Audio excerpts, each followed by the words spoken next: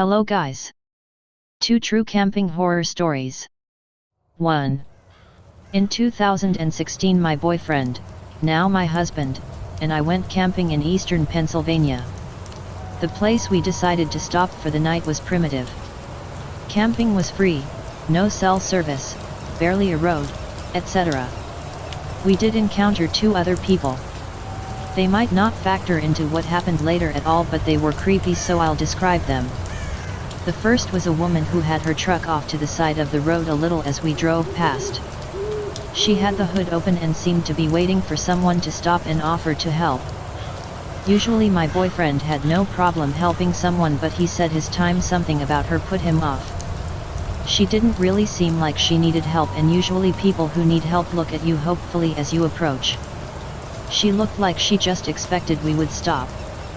That's what my boyfriend said anyway. I hadn't really noticed anything that strange about her. The next person came when we had chosen a spot and were setting up a fire for hot dogs.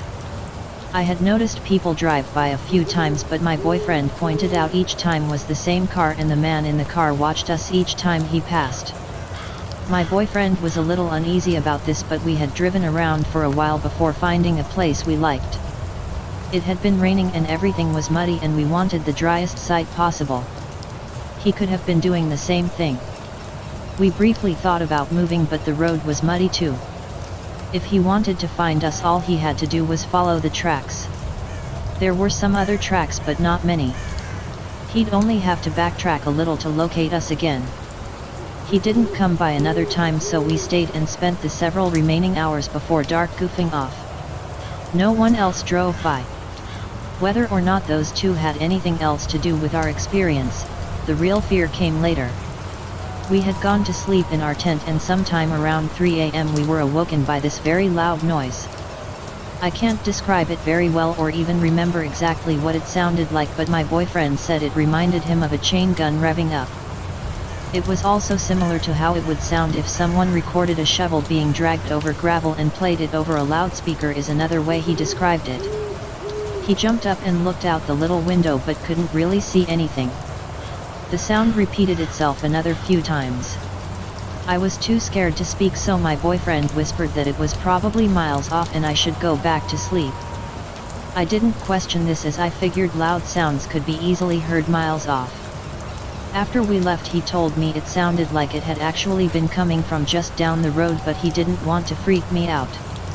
Looking back, I probably should have wondered why he would bother to whisper if apparently the sound was far off. I was still terrified.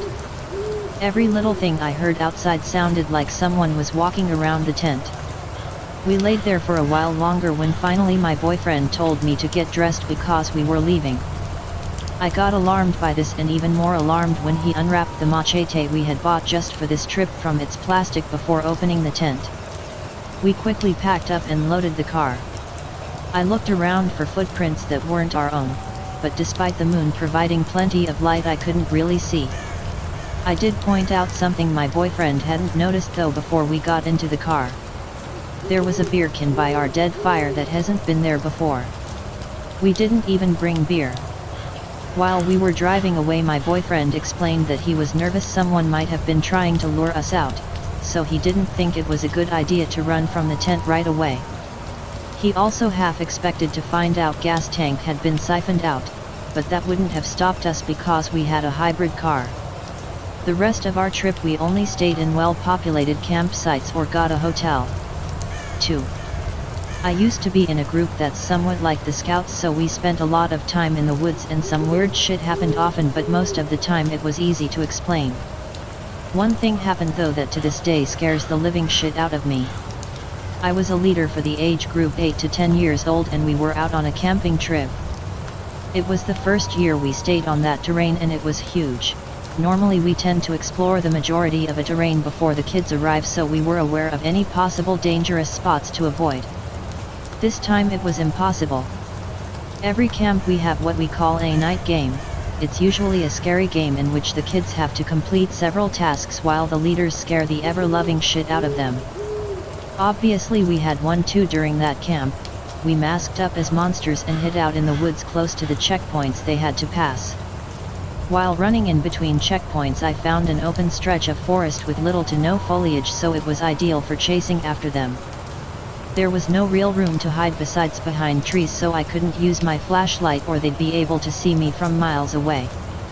It was dark, like the unsettling kind of dark that plays tricks on your eyes and you start imagining things that aren't real. During my stay there I saw a shadow that was around my size running past me a few times. I couldn't see it very well, so I just assumed I was imagining things because nothing was there when I turned my flashlight on. The game was nearing its end and I saw the shadow again. This time I could see it vaguely standing near a tree not too far away from me. I thought it was one of the other leaders hiding to scare kids and decided to go over there as it was about time to go back. I aimed my flashlight towards the tree, and while getting closer I noticed that there was indeed someone standing there dressed in what looked like a torn burlap sack and had their head covered with a few white plastic bags that looked like they were tied together. I started to feel pure dread. Something felt really off. I asked if everything was okay, but they didn't respond.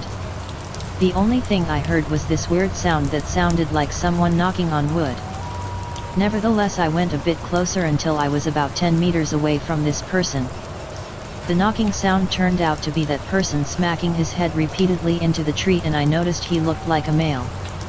He was barefoot and his arms and legs were covered with crusted mud. His hands were in a weird cramped position.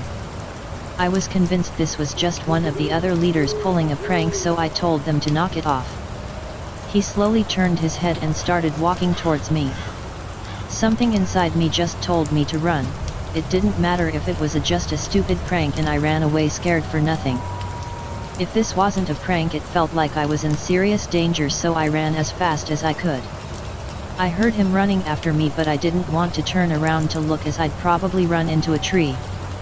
I arrived back at the campsite and every single person that could be dressed like that was already there. They couldn't have gotten there before me, and if they did, they sure as hell didn't have the time to change into their regular clothes. Still, I told them, and that they gave me a good scare with that. They just looked weird at me, thinking I was trying to scare them, and we left it at that. Next day I wanted to go check it out. I took someone else with me just in case, and there was nothing but endless trees. We arrived at the tree where I saw the person banging his head, and there was a dead, skinned, decomposing rabbit nailed to the tree. We called the cops.